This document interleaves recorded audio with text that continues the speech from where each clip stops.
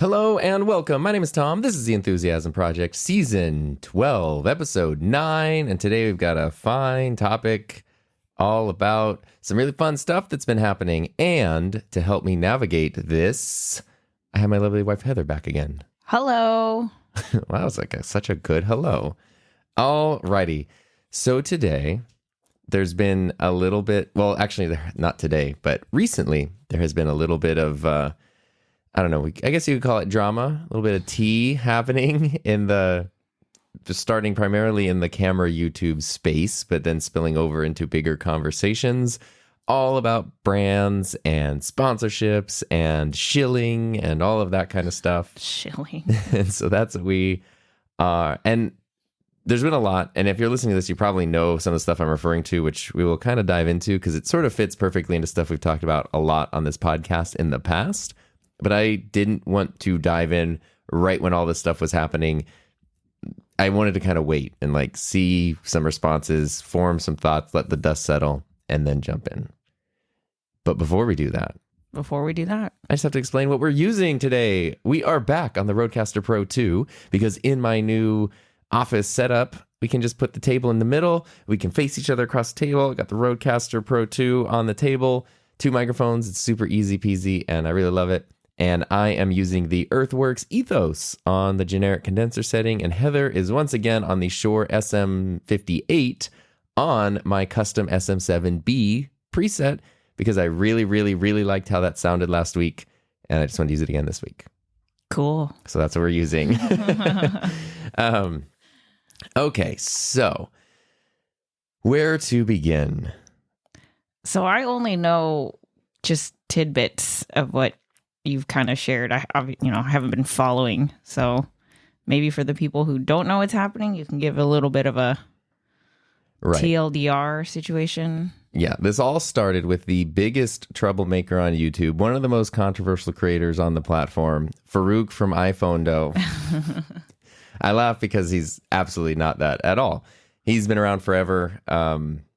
Literally, one of his most popular videos, which he mentioned in his video about Insta, was his GoPro Karma review, which was GoPro's drone from 10 years ago. And GoPro tried to make a drone. It just wasn't good. And he kind of said that. He's like, I would like this to be good, but it just doesn't work. And he's great. He's definitely an independent creator, does everything himself.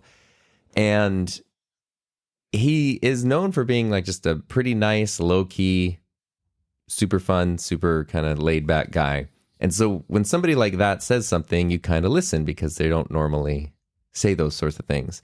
So what happened right after NAB, which is very funny because we got to meet him briefly at NAB right across from the Insta360 booth, just by coincidence. And anyway, very nice. He was very nice, yeah. Yes. After that, he had posted a thing on Instagram that was, it started in an Instagram story, and it was him, it was a thing posting screenshots from an email that was not to him, but was to somebody else, and then it was a link to a thing on Threads, so Instagram's Twitter alternative, which neither you and I are signed up for, so normally I can't read things on Threads. I don't know what kind of link he posted, but I could actually read the thread on Threads. And it was somebody had posted a couple different email screenshots from Insta360 wanting to work with them and specifically saying, we prefer it if you did not disclose that these videos are sponsored because that feels more organic and authentic and natural.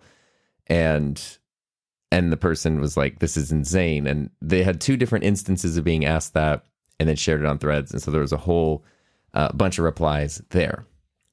Farouk saw that, and this is at least what I saw what I saw through my lens. So, I could be wrong in some cases, but from what I know, he saw that. He had been working with Insta360, personally not liking the way they were starting to do things, and then he posted a thing that was saying that he's going to stop working with them for these reasons, and then he also followed that up with a YouTube video basically explaining this whole situation. So I'll link to that video in the show notes if you want to know this from the source instead of, hearsay, third party, whatever. You can go watch that. But that's basically it. Was Insta has apparently been asking people to not disclose that videos are sponsored, which is bad. Like if that's what's happening, that's bad.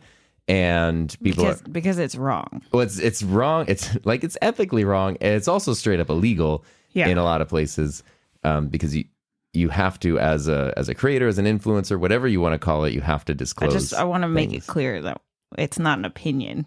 Yeah, this is a thing that you could. I forget what the fine is. It's a massive fine. It's like a 5-figure $50,000 fine or something if you're found guilty of not disclosing things like this. Don't know how often that's enforced. Right. But the FTC. Wait, or is it the FCC? Oh my God. I've been watching so many videos about this. FTC won't let me be Yeah, it's FTC. Okay, thank you. Wow. Thanks, Mr. Mathers. 20 years later. Well, speaking of shady, they were doing a couple things that were not slim shady, but big shady. And yeah, so that's essentially what started this conversation, which then delved into, once he said something, other creators popped up, not just talking about Insta, but talking about other companies. And then other creators popped up making videos that were just not even about companies, just about the whole system in general of like sponsorships and products. And then people popped up with counterpoints. That has been a whole thing that kind of like started from this one incident here. And I wanted to kind of look at that from like every angle. So sticking with the Insta thing to just kind of wrap that up and give some context. Have they responded? Not that I'm aware of. Okay. But somebody in the thread on Threads, which is a very fun thing to say, in the comments there said they had this same issue last August.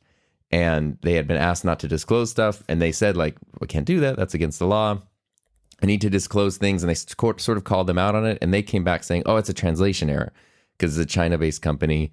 English not the first language that most people are dealing with. Oh, it's translation error. And which is total bull. I'll tell you that right now, because I don't know where the headquarters is, but I used to work at a WeWork, a co-working space. In China?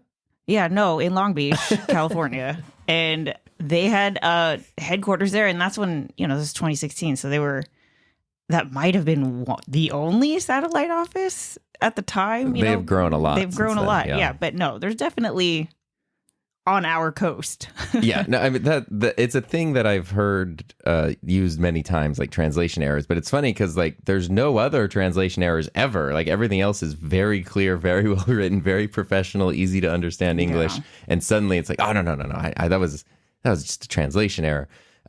What they had said to this person was, we meant to make any video that you want. Don't make a commercial for it. Don't make like a sponsored video, but make your video that feels natural or whatever. Which would great. I love it when companies tell people to do that. The fact that then they continue to use the same language repeatedly with other creators makes me think that wasn't a translation error. Also the fact that just wasn't a translation error. That, and like if a random creator reached out to you and asked for a sponsorship, you would immediately attach that with money. So obviously you know the meaning of it. I mean, if you're the person who's in charge of like doing sponsorship for a big company, come on. Obviously that's the case. And so in Farouk's video, he talked about how his relationship with them had changed over the years. It wasn't always like this. I've worked with them twice in the past, and both times have been great. They sent me the One X2 360 camera back in September of 2021. And that was, the whole ethics statement thing. They're just like, I think they had seen a video I did on a Samsung 360 camera years ago. And it was so complicated. It was really cool, but it was so complicated to use that then they wanted to send me that. It wasn't even when it was released. It was like months and months after it was out. It wasn't a new thing or anything. And I loved it because it was so like, they took this really complicated thing and made it so easy. But there was no obligation on my part. I ended up making a video like, I don't know, 7 months later because I had used it a lot and really liked it. And then maybe, I think this was late 2022, they sent me the Link webcam, the one that follows you around a lot, which I also liked. And I was interested in, I'm not a webcam guy, but I was curious about some of the higher end webcams with more interesting features. Because not everyone needs, like, if you're setting up a streaming thing or a video call thing, you don't need a mirrorless camera. It's not right for everybody. Yeah. And it was funny because I was on the B&H website, like looking at the Link webcam. At this time, I got an email that said, hey, do you want to try our Link webcam? Okay. It's the same thing. It was like the whole ethics statement. So that was late 2022, maybe early 2023. And both of my experiences were the same. They sent the thing, and there was basically no follow-up. So that's kind of how it should be based on what we had agreed on. But that's the only times I've ever interacted with them, done anything with them. No money changed hands, anything like that. And apparently that's kind of how they used to be. And it's only more recently that they've gotten a little more aggressive from what I've heard other creators say now in all these different videos and things. And Farouk sort of guessed that the reason for that was because when they were just the 360 camera company, they were dominating. But then they tried to branch out into like more generalized action cameras. Action cameras, yeah. And now you're competing with DJI and GoPro. And of those three big names, they're definitely like the third place one. And so now I don't know what it is. They're panicking. They're trying to like really get stuff going. They invested a lot of stuff in these other things. I don't know what it is. Something shifted. Maybe it's just a management change or who knows what. Ow. Oh, I really hit my knee on the table right there. But things changed. Ouch. And that's kind of where we're at now, is people who've worked with them for a long time have noticed the change even before this and just how they're being dealt with. And so that's kind of the Insta360 side of things. Which is such a shame because I don't know, people, money makes people weird. But like if you just kept going and worked with creators, like why do you have to be shady? It's the same. The products are good. Why would you risk it takes one creator to just be transparent about what's happening and you are done? Like, I cannot believe. Yeah, I don't know how, because now, like, okay, the real frustrating part is the products are good. Yeah, why do you have to be shady? That's why. Why do you have to? And now it's this weird so thing too. Weird. Like I'm so confused. Like I want to go talk to the VP of marketing. What was your? Because obviously this is like not just one person, right? This is multiple people dealing with multiple creators. So was this a water cooler conversation? Was this a meeting? Was this do they have to like? Yeah, did someone go rogue and try to like juice up some deals to impress their boss, or is this a company policy? I don't know. Like, I mean, it shouldn't have happened. Period. Doesn't even matter. But it's just such a shame. It's frustrating because the things are good. I don't know how you come back from that in terms of like organic marketing. And it's like one of the true creator focused companies, which is why it's so disappointing. Yeah, like, now it kind of makes you look at the creators who are doing sponsored, or I guess maybe even not sponsored, any Insta360 content a little bit like. So did you say yes to the shady deal? Well, I mean, and that's what like one of the people who commented on Farouk's video was iJustine, who does a lot of Insta360 videos. But I looked at her one for the most recent release, the X4, and she says the video is sponsored, says it in the video. There's a thing on screen that says it's sponsored. She checked the paid promotion box that it's sponsored, and the first line of the description is that it's sponsored. So it's very clear that it's a sponsored video. Thank you. We checked some other creators, Peter McKinnon being a good example. Nothing in the description, no product thing checked, did not say it on screen, but does have a full screen pop-up that says sponsored by Insta360 at 1 minute and 50 seconds into the video. Didn't check the box? Didn't check the box. Okay, see, that's not, I feel like that. I feel like that's wrong. I feel like as YouTube creators, we know, like, when it comes to how you do your titles, how you do your thumbnails, dealer's choice. But no, when it comes to we as a whole, as a company, as a community, this box is here for a reason. This is how this box is used. It's not just for you. It's also for the viewers that are watching your content. And for you to, I'm not cool with that. I have opinions on the box because there's no clarification. Like if you get a 6-figure sponsorship deal or someone sends you a $20 product, you check the same box and it gives the same disclaimer. And I think the way some people kind of justify going around it is checking the box is not an FTC requirement. It's a YouTube guideline. The FTC says you need to disclose it in all these different ways, saying it on screen, putting it in descriptions. And it does say, we encourage you to use platform, I forget the exact wording, but they encourage you to use platform-specific things, but know that that might not be enough. So if you just check the box and do nothing else, that might not be enough. But if we're all trying to play in good faith, which, like, it's good for everybody if everybody's kind of playing in. We all know the spirit of the box. Like, come on. Well, it's also there is a thing. So from a viewer standpoint, it definitely makes you kind of question things. And even with other companies in the past, I say no to most companies that reach out. But there have been companies who say, crazy stuff like, here, we have this like piece of crap product, and we want to pay you essentially nothing. And in return, you give us like 10 videos and 4 reels and whatever, like kind of the most horrific brand deal ever. You need to post a thing on the embargo. This is before, like, I don't even talk to these companies. This is just in the cold email that shows up. And I'm, nope, delete, whatever. But then you look, whatever that embargo date is, June 1st or something, we'll say. And then June 1st rolls around and you see all these videos pop out. And, I know everyone has their individual deals, but it's like, wow, I kind of know what you agreed to. You know what you were approached with. Yeah. Yeah, I know what I was approached with. And I know you're doing a thing for the people I was approached with. So, and now that's always kind of been a thing in the YouTube world, but you don't know what anyone's individual deals are. So you can't assume. But now it's a little more open for even viewers to understand, like, hey, this company operates this way. I don't work with them anymore. But then the next week when a creator posts a video working with them, a viewer thinking critically might make some connections or have some thoughts there. Here's the reason why I think it's like super shady, because the most valuable resource for a creator, the most precious, valuable resource that leads to success or growth or anything is the trust of their audience. And so for you to even hint at compromising that, F you, bro. Like, I mean, and that's the thing where it's like no company, I get that everyone care about is going to handle it differently. Everyone's got their individual things, but it's such a fickle thing. As soon as trust is compromised, that could be, months of trying to come back from that as a creator. Yeah, and that's so hard, In this case, we've talked about large channels who said, I don't know what, say the smallest creators they're approaching are in this case, but if you're significantly smaller, not doing this full time, probably a lot less pull and influence than someone like iPhonedo does or iJustine, you can tell how long they've been on the platform just based on their names.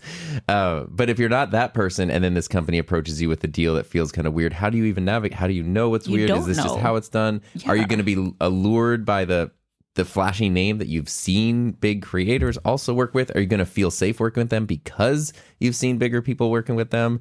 Like there's so many, then it's such a hard thing to navigate. So that's that. Do you have any gauge on how viewers feel, like non-creators? I mean, just from the comments on the videos that I've been putting out, which like most people are, at least the comments I have seen, most people are agreeing with the creators on these different videos, because Farouk did his video. A couple other people have like hinted either online or in videos about Insta360, and then other people did just like general what it's like working with brand and brand deals suck kind of videos. And the comments of those are largely supportive and largely people like really appreciating transparency between the creator and the viewer. And then there's still people who pop up like, I left a comment on Farouk's video that said, wow, this made me do a 180 on Insta360, which I was very proud of. And then like 4 days later, someone said like, who gives an F? Like, if I want to buy this S, I'm just going to buy it. If I want the 360 camera to buy this, I'm like, okay, good for you. The cameras are still good, but in terms of like running a business as a creator, like obviously we care, Yeah. I get it. And it's frustrating. And that's the same thing though. It's the same. I don't know. It's just frustrating because the products are good. Yes. Why did you have you had, it's like taking, you could have just kept going. It's like if someone were to buy a brand that is known globally, so much so that using it is in the dictionary, and then change the entire brand to just a random letter from the alphabet instead. It's an insane deal. Nobody would ever do such a thing. So there have been lots of video responses to that. Okay. Mostly people like taking their own spin and like adding to it, not necessarily responding to his, but now doing their own version. That's what's created sort of this dialogue beyond just Insta360. And I think that's cool. But I also, okay, it kind of has led to this thing, though, where people are saying, like, yeah, brands suck and brand deals suck and this, that, and the other thing. And now it's like, well, okay, don't paint it that I'm saying this. Don't paint it that everyone who does a brand deal Brand deals are not inherently evil or shady or anything. They can work out great. It's all about how you navigate that thing. And that also then led into this conversation where it feels like a lot of people watching these videos only feel like negative reviews are honest.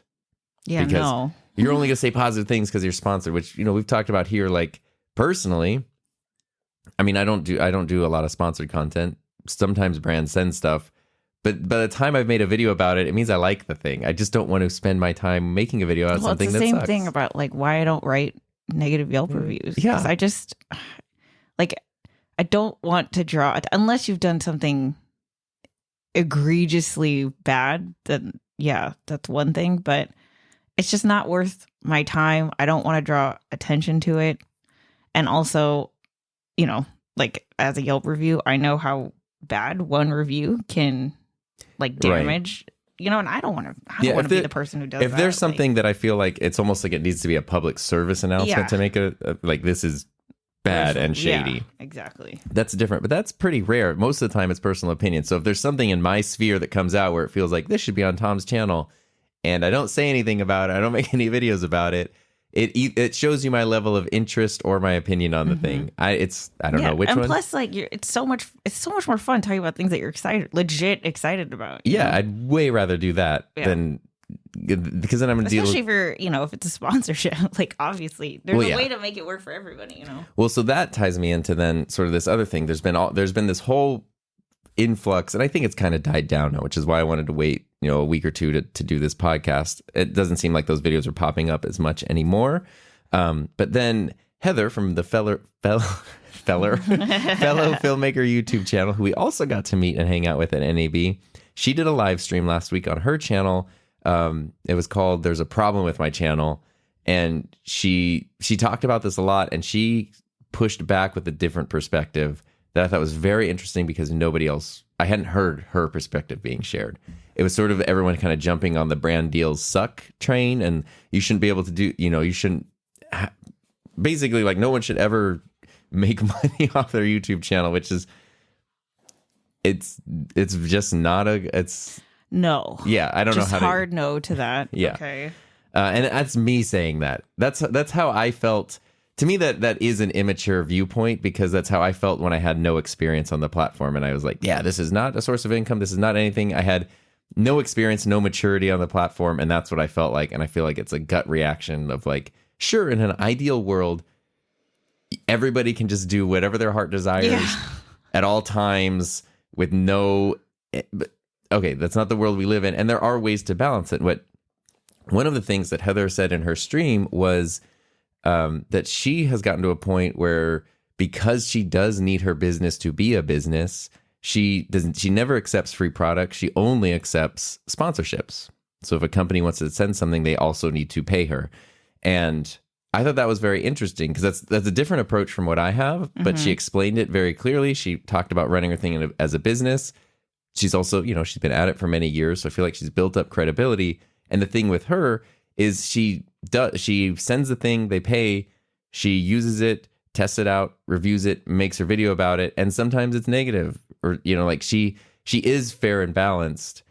And that's the thing that popped up in a lot of the response videos, which I didn't like because I felt like people were speaking for me, where a big criticism was if people say the thing I've had to say many times. They sent this for free, but I'm under no obligation to say anything or make a video or whatever, which is true. Whenever a company sent anything to me for free ever, I'm never under obligation to make a video about it. You make that clear with before anything, the company. Yeah, I say no before I even talk about sending or not sending anything. I usually say no to most things. If for some reason I have decided that yes, I would like this thing to be sent, I send them the ethics statement page, and more than just here's a link. Do you agree with it? Because I don't even know if they're going to read that. I specifically say I never make videos in exchange for products, and I can't guarantee anything. Here's a link. This expands it. I give more details if it's relevant to them specifically. And if they come back and say, okay, I double check and say, okay, I've used the term, if you're comfortable sending this to a black hole, here's our PO box at that point, and that's it. And then usually the only follow-up I'll do is I will confirm with them once I receive it. Like, hey, I received the thing today. Thank you. Because that just feels polite.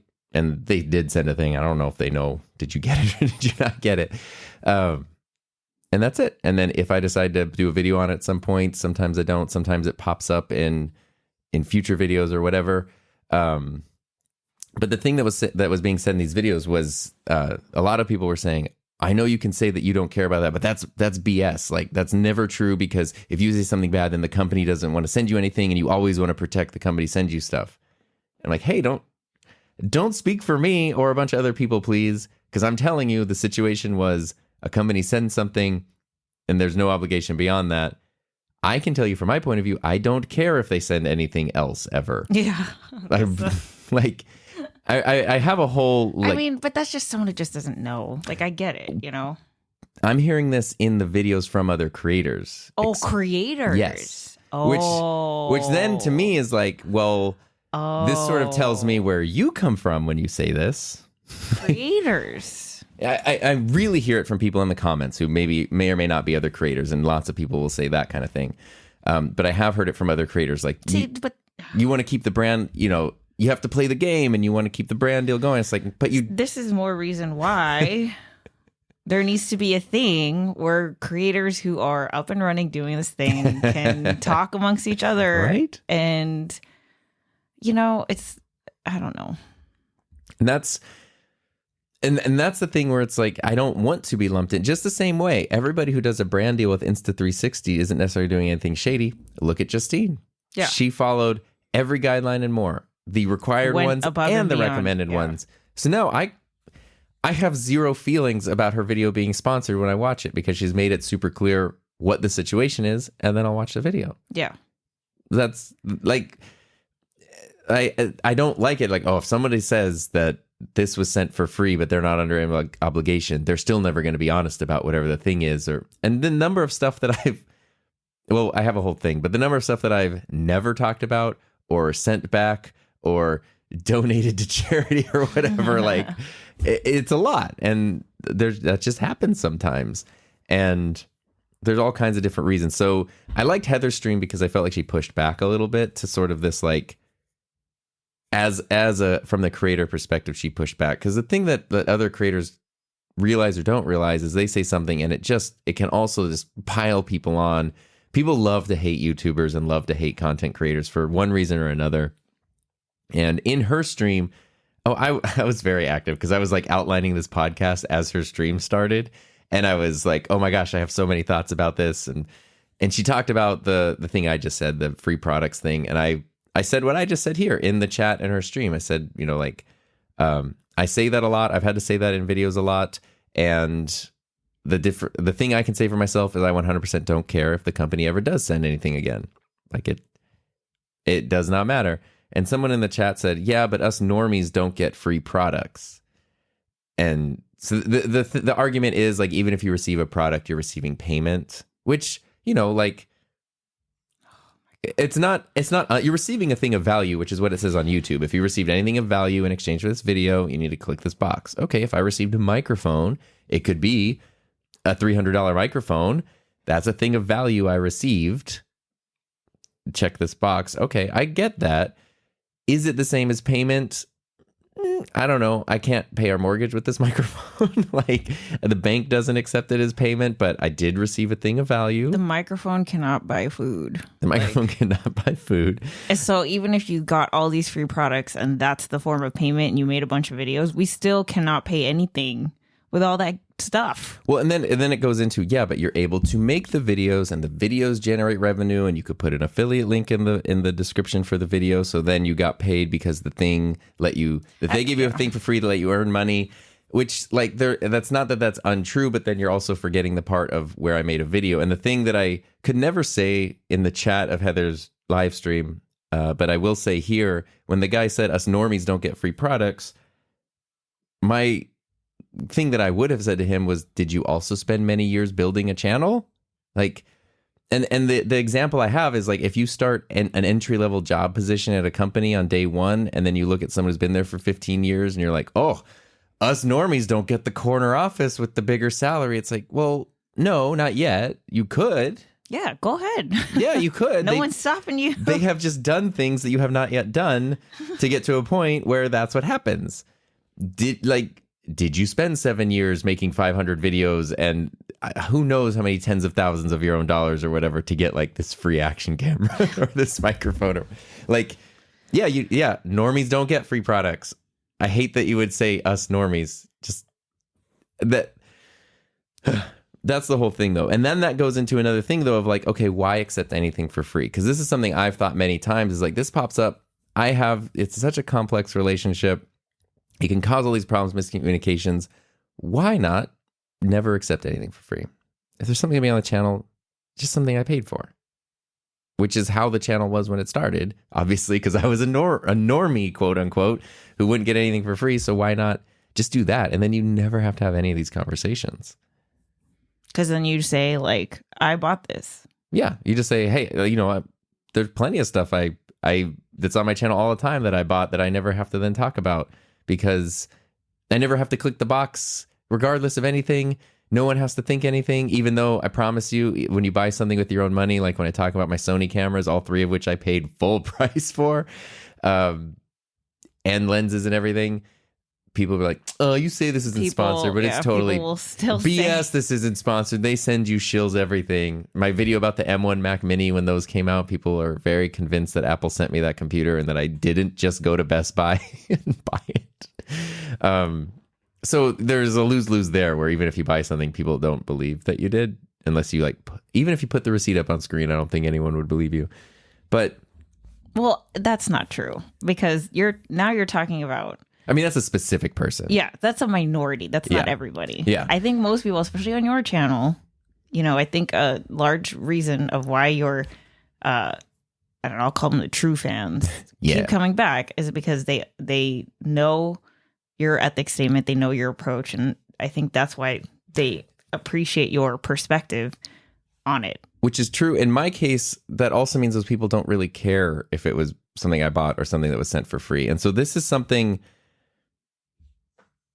This is one of those things, like you were saying, where we need like a thing for established creators to have these conversations. Because when you're just starting out, no one's going to send you anything. It's not an option. You have to, if you want to feature something on a channel, you have to buy it.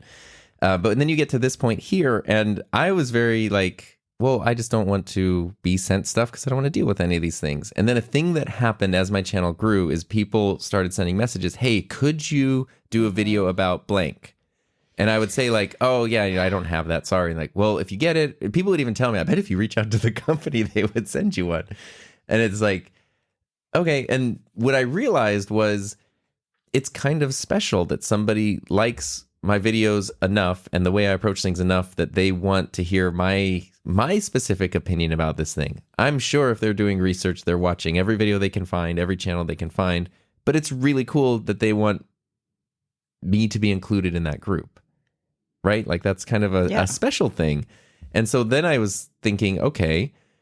Because it goes back to that sense of trust, right? Like they appreciate your perspective. And if there's something that they're looking to compare or buy, well, wouldn't it be great if you heard it from the person that you trust? Yeah. And what it kind of made me realize was, well, instead of, trying to please these people who are never going to be happy and always think I'm a shady shill no matter what I do, what about trying to serve the people who like support and value what I do?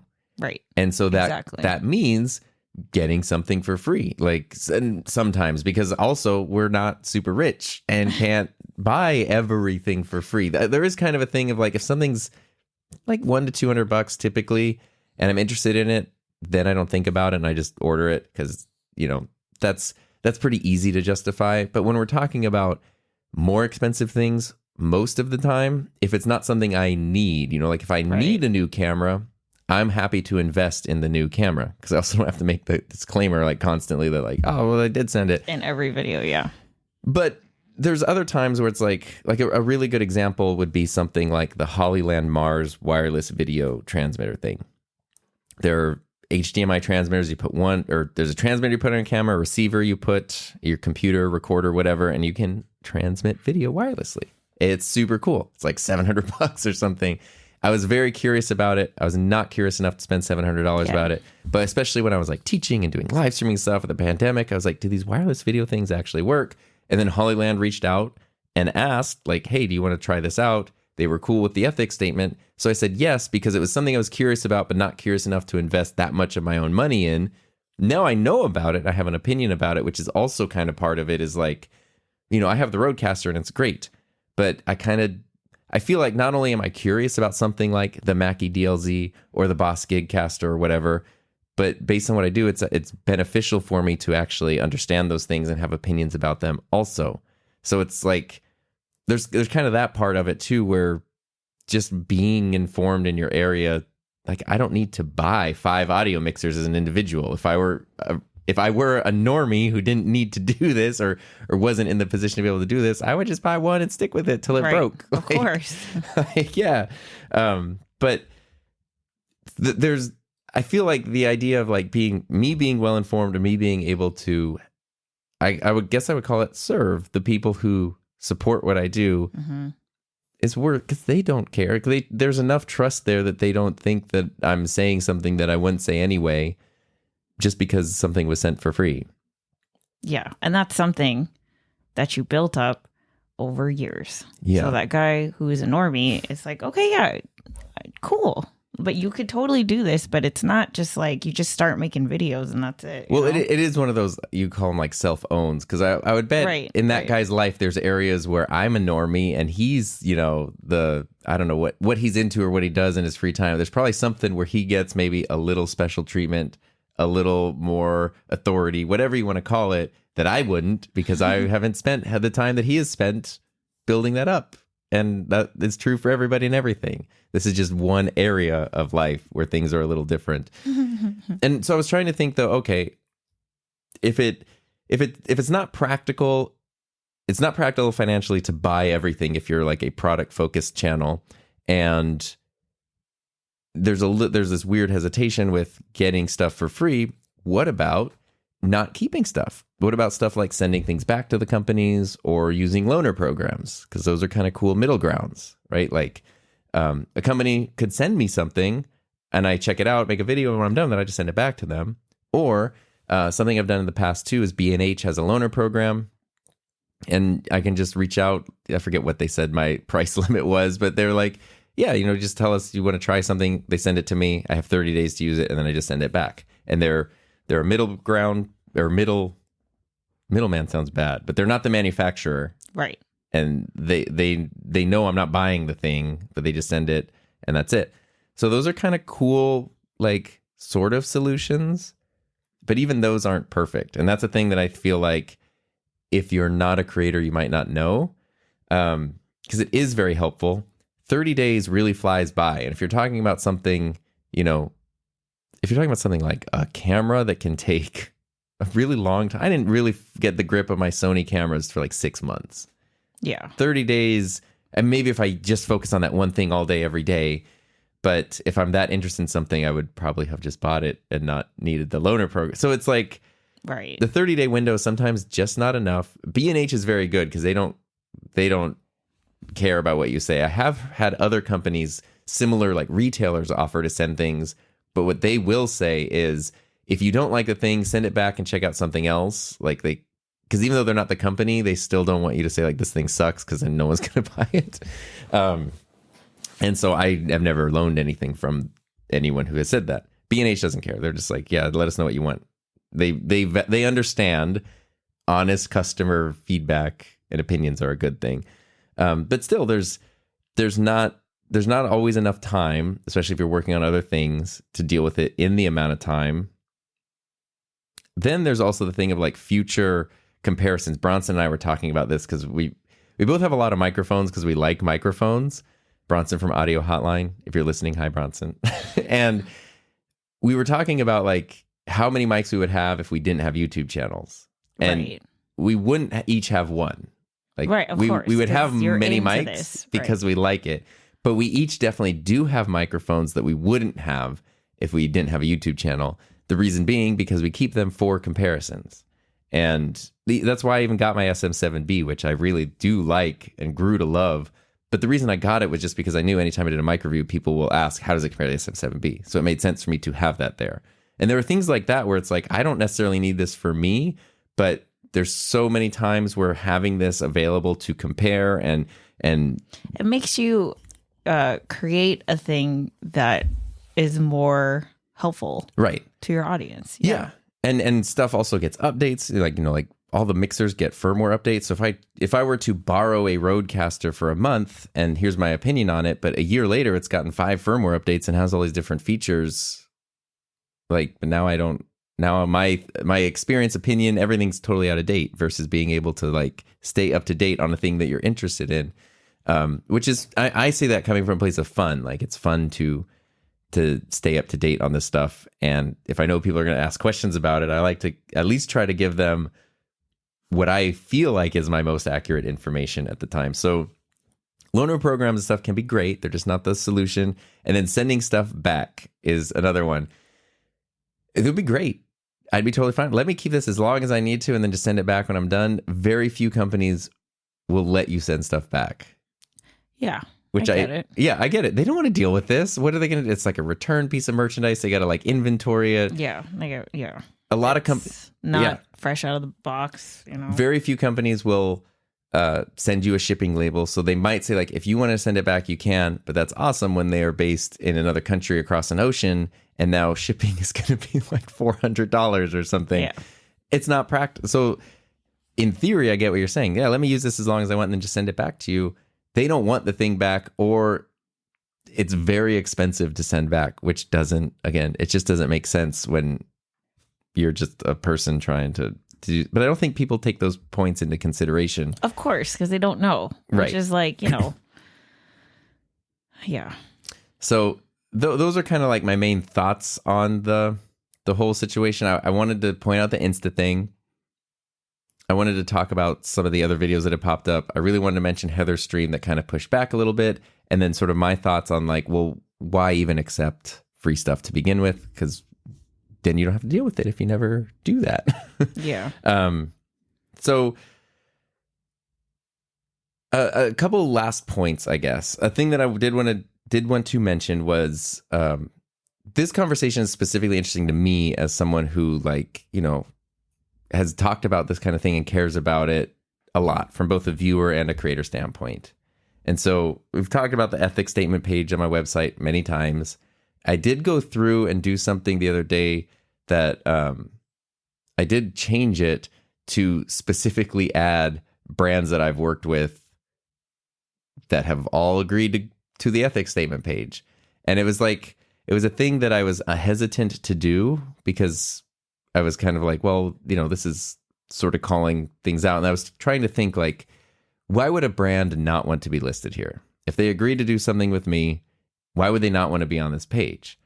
And the only reason I could think of would be because they would not want to have the same deal with other creators. You have now someone can say, hey, this brand did this thing for Tom. Why do they want to do a different thing for me? Yeah. And now, maybe they're willing to make that make that exception for me, but not make that exception for someone else. Yeah. And my thought was, well, if that's the case, screw that. Yeah, exactly. I'm not trying to protect you. That's what that's what I've really appreciated, the way that you've handled your channel, because I feel like you've done it so differently from the beginning. And I think especially when it comes to integrity and ethics, honestly, I would go so far to say that the way that you handle it is completely unconventional. It's very weird. Insane. People would be there's literally talks at VidCon on how to make your channel brand friendly. You did the number one unbrand friendly thing that you can do. But what I've seen happen since you do these things, your viewers know you do these things, and then time passes by and it's fine, is that in the world of content creation, I believe that transparency only makes everything better, even if it's wild at first. I think I don't know. I don't know how other people handle it, but from what I've seen you do, it's like you are by creating this document, you're leaving money on the table. Yes. A lot. Yes. And so I can see why not every creator would do that. But if other creators were to adopt this, I think it helps creators as a whole.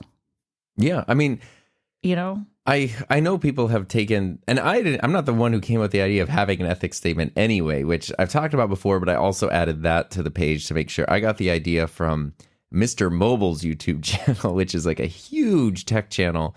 And he has a page on his website that goes into excruciating detail on like how he handles travel and hotel accommodations. And the reason why I think it's different than with you is because you're not a massive channel. You're a, I don't know, small business creator, name TBD, normal creator, average creator, middle class creator, whatever you want to call it. Where you, to me, I hope it's clear that you do not have this lavish, glamorous lifestyle where everything is just, you have all the disposable income in the world to buy every single thing that you are reviewing. No. And even with Heather's approach of like, this is my business. This is my craft. And this is why I approach it the way that I do. Yeah. With two different approaches. Yeah. And they're both fine. And the thing that I liked when I found the massive, channels, because he even says in his statement or his page, I forget what he calls it, but he says that he doesn't even own his channel. It's owned by a company, and he's the one who runs the channel.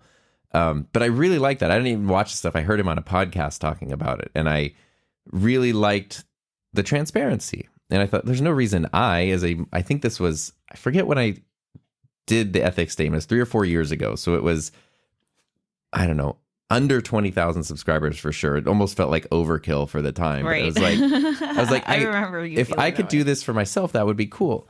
And so I put mine together, like the first version of it, posted it, and I got a lot of messages from people saying I need to take it down because it's going to hurt me and it's going to hurt brands and brands. And the reason I wanted to now, many years later, add specific brands to it is because it has turned brands away. There's so many times. I mean, by the time I get to the point where I'm even sending that to somebody, right? Like they've already cleared at least one hurdle in my mind. But there's a lot of times that I've sent that to them and never heard anything again. Yeah, and that's what it is for, right? Because when you look at the list of brands that's there, it's kind of amazing to have been able to cultivate a working relationship. But they're quality. It's something I'm proud of, and I would hope they would be proud too. But it's like. It's a very select few, and I feel like that speaks to the effectiveness of doing things this way for me, at least. Well, so based on the brands that you've listed, right? See, this is how, okay, as an online content creator, I can see how, like, obviously transparency is good for your business, right? It's net good. Right. I can see how companies are obviously a little more discreet about their transparency, and they might not like it, but I do think it's a net good, especially for your, I guess my inkling is that this is where it's going to end up being. So maybe over here. It's kind of one of those things. Like, 2 years from now, this is going to be the normal thing because we've realized like it protects the space for everyone, the viewer, the creator, and the business partners that make the whole thing go and especially when you're alternative, the other option is basically to be like, hey, can you not tell people that this is sponsored? Yeah. Like, are you like, why don't we just make this win for everybody? You know? That's, and I think that's maybe why I've been so interested in this is it feels like a lot of creators and viewers as a whole are sort of like turning the corner to kind of where we, and I know a lot of people who listen to this have been for a while. Right, exactly. And it kind of feels nice. You're like, okay, I know it's crazy, but maybe it's not that crazy. Right. And maybe it does make sense. And it's hard. I know when you're like a small creator and a brand approaches you. I mean, it was me. That was me. I got sent the $600 cool wheel, which of course I would never buy. Are you kidding? Right. When your channel was super small, you're just starting out, it's like a boosted board competitor kind of thing. And it's so hard. And the thing that I didn't know how to navigate that. I had no one to go to. I had no idea what the heck to do. But it's like you feel successful because it's like, oh, look at this. Like that's a lot. That's a high price product, you know? Yeah. And going back to, you know, in the case of a company like Insta saying don't disclose that something is sponsored, obviously, like you said, they're risking your channel's trust, your viewers' trust. Like they're not looking out in your best interest as a creator. Exactly. And F that, like, it takes one in the world of content creation where everyone will pick apart your apology couch video frame by frame. Like, transparency and trust is like the most, that's the thing that keeps the whole thing going. Yes. And for somebody to ask you to compromise that is insane to me. Yes. And when you're a small creator, it can be tricky because sometimes a brand will say, whether it's a sponsored thing or they're sending you a product or whatever, they'll say like, oh, we just love your channel and what you do. We just love what you do. Do this. And then they send a thing. And then if you agree, like, well, I'll send you stuff for revision, all stuff, they'll suddenly start to change it a lot. And you could potentially find yourself going, I thought you liked what I do. Why are you changing everything that I do? And the reason is they don't actually care about you. They care about your audience. And you are just, they want their product, you know, whatever, in your storefront on this street. They want to be the window display, and they just, whatever they need to do to get in there, they don't care about you. That means the decisions they're making are not in your best interest. And that even goes for, there can be times where you feel like you have a good working relationship, but a company, like if they have a product release, if they have an update, if they have something, and they really want you to talk about this thing or maybe release a video by this date or whatever, that might not be in your channel's best interest. And they're not trying to actively harm your channel. They only know what's in their best interest. And their best interest is we spent, 3 years working on this product. It's finally released. Please tell people about it. But you're like, well, I've got this whole plan of videos and I'm in this, like type of content right now. So maybe that, they're not, even in the best case scenario, they're not always aware of or able to look out for your best interest. And you have to do that for yourself. And that's a very hard thing to learn and navigate as you grow as a content creator. Yeah. I don't know who would want to be a content creator. It's so hard. I mean, it is the best. These are the things, though, little things that pop up that maybe when you click create channel, you didn't think about. Right. Exactly. And so that's why I wanted to talk about that today. Yeah. And thank you for helping me figure that out. It's a good conversation. I have fun. And if you had fun or you had thoughts, you didn't have fun and you had thoughts, you can always send an email to tom@enthusiasmproject.com or go to himynameistom.com and click the little voice memo thing, and then you'll have a message in time for next week's episode, which is the season 12 finale. Dun, dun, dun. Cool. If people want to check out more of what Heather does, where should they go? Heather Just Create on YouTube. All right. Thank you for listening. I appreciate it very much. I hope you have a safe, happy, healthy, fun rest of your week, and we will see you next time.